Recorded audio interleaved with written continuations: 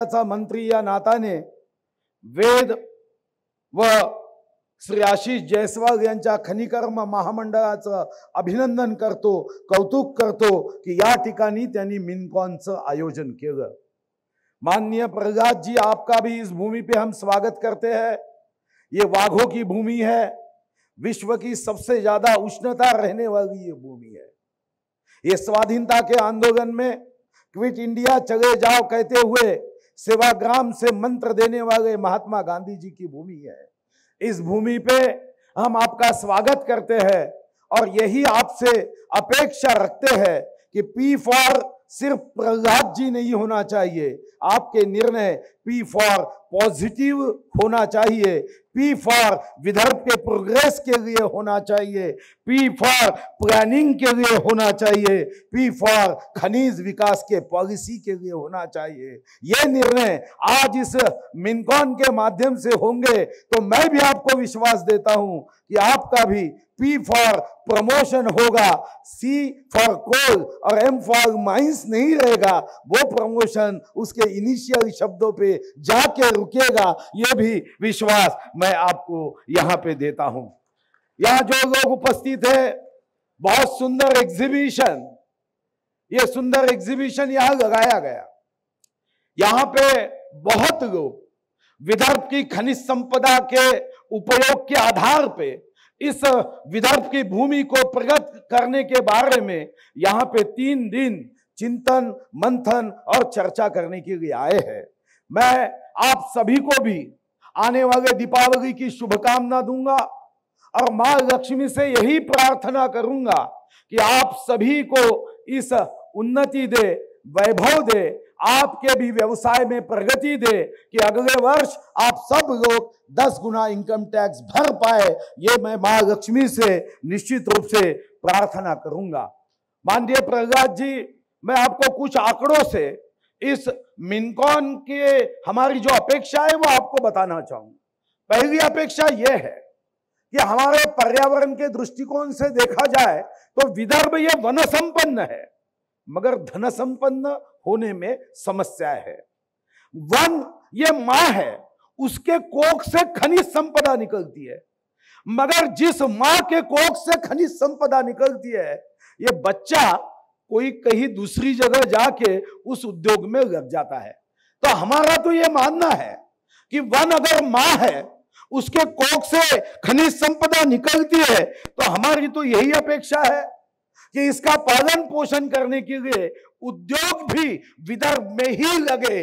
विदर्भ में अगर उद्योग लगेंगे तो मां से ज्यादा बच्चों का पालन पोषण दुनिया में कोई नहीं कर सकता। और इसलिए यहां पे उद्योग लगाने के लिए आपसे हम अपेक्षा रखते हैं कि कुछ बातों में बदलाव करने की आवश्यकता है। मैं छोटा एक उदाहरण दूंगा। WCL है, वेस्टर्न कोलफील्ड लिमिटेड।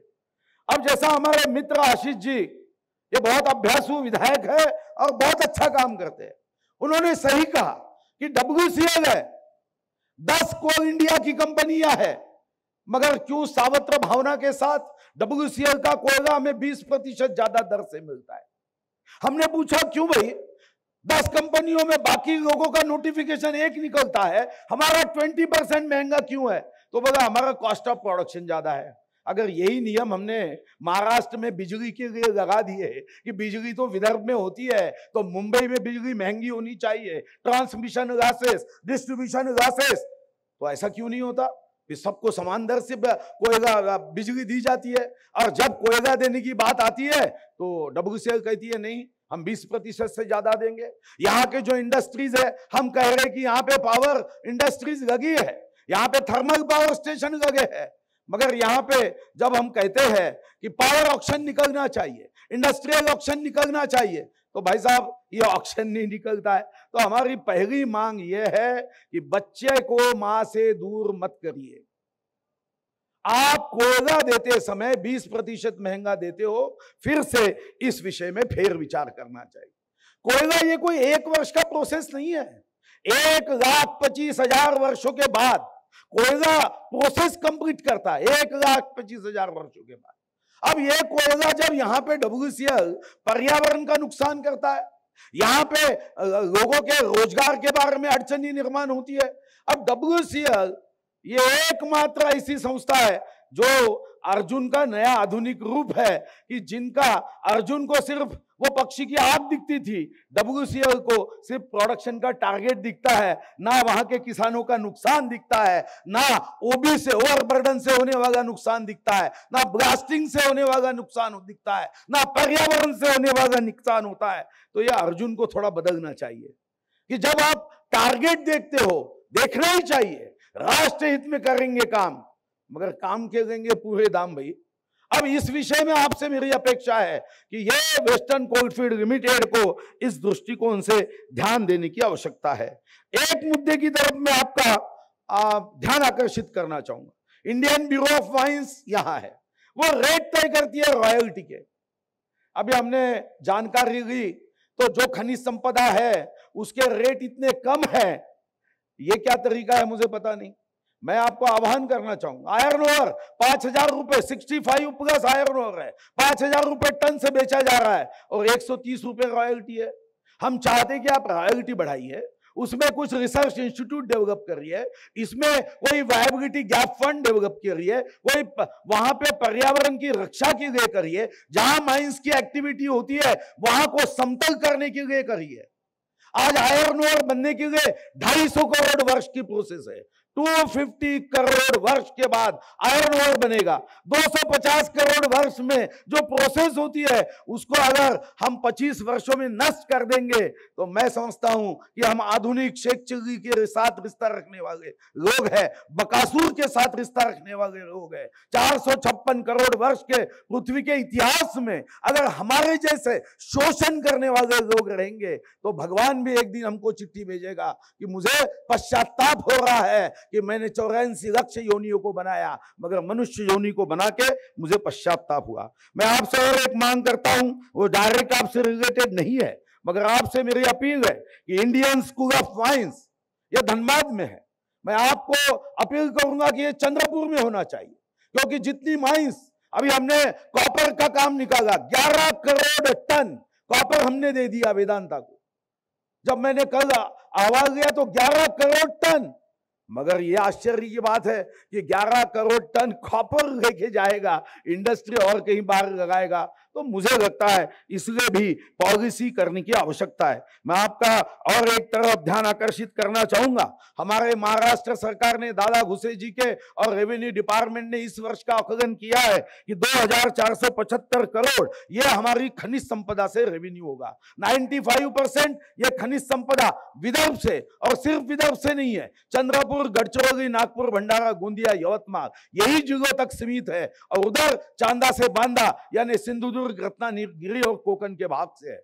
अब 2,475 करोड़ ये रेवेन्यू का हमारा इस वर्ष का आकलन है, उसमें से अकेला चंद्रपुर डिस्ट्रिक्ट ये 1,082 करोड़ 96 लाख देने वाला है। हमारा कंट्रीब्यूशन ये 43.75% है।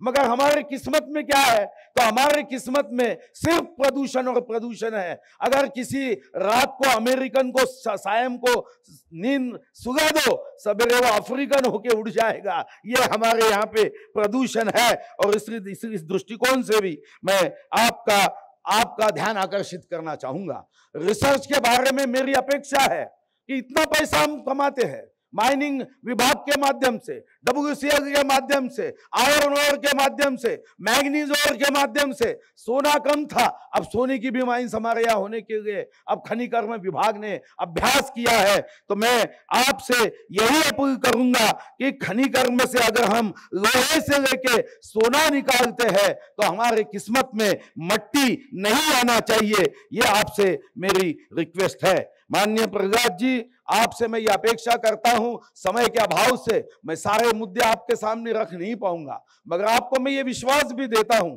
वन और माइंस ये दोनों सगे भाई की तरह है। मैं आपको विश्वास देता हूं कि मेरा विभाग पूरी गति के साथ, पूरी शक्ति के साथ, पूरी ऊर्जा के साथ, उत्साह के साथ माइनिंग एक्टिविटी बढ़ाने के लिए, माइनिंग के आधारित उद्योग को आगे बढ़ाने के लिए हमारा वन विभाग पूरी शक्ति के साथ ये माइनिंग विभाग के साथ में खड़ा रहेगा, ये भी मैं विश्वास देता हूं। कभी बचपन में हमने वो गीत सुना था, गरीबों की सुनो वो तुम्हारी सुनेगा, तुम विदर्भ की सुनो विदर्भ की जनता तुम्हारी सुनेगी। धन्यवाद। जय हिंद, जय महाराष्ट्र।